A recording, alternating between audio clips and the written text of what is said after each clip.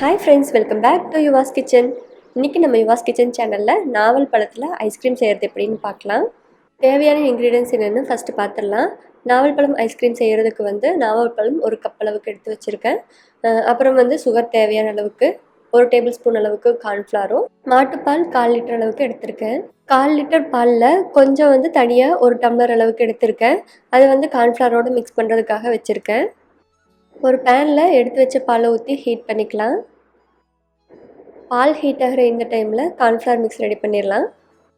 செப்பரேட்டாக எடுத்து வச்ச பாலையும் கார்ன்ஃப்ளவர் 1 டேபிள் ஸ்பூனையும் சேர்த்திட்டு நல்லா கட்டி இல்லாமல் மிக்ஸ் பண்ணி விட்டுக்கலாம்.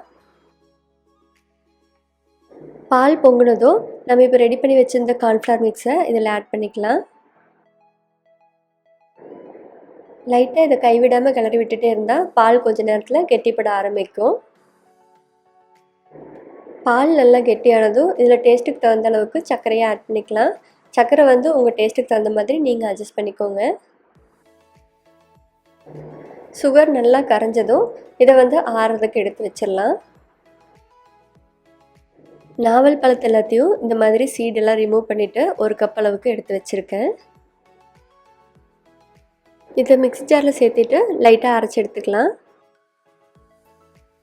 இது கூட சூடு ஆற வச்ச பாலையும் சேர்த்து அரைச்சி எடுத்துக்கலாம்.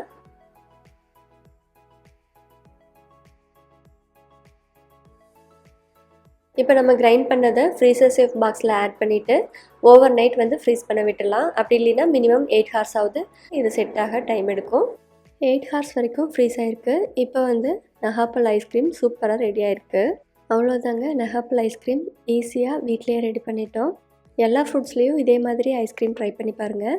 மறக்காமல் சீஸ்னல் ஃப்ரூட்ஸ் எல்லாத்தையும் மிஸ் பண்ணாமல் அந்தந்த சீசனுக்கு ட்ரை பண்ணி பாருங்கள். இதை வெறுமனே ஐஸ்கிரீமாக சாப்பிடாம நான் ப்ரெட்டுக்கு நடுவாண்ட ஐஸ்கிரீம் சாண்ட்விட்சாக வச்சு சாப்பிட்டேன். இதுக்கு மேலே பாதாம், பிஸ்தா இந்த மாதிரி நட்ஸ் எல்லாமே தூவி விட்டுட்டு சாப்பிட்றப்போது ரொம்ப சூப்பராக இருந்தது. நீங்களும் மிஸ் பண்ணாமல் இதை ட்ரை பண்ணி பாருங்கள்.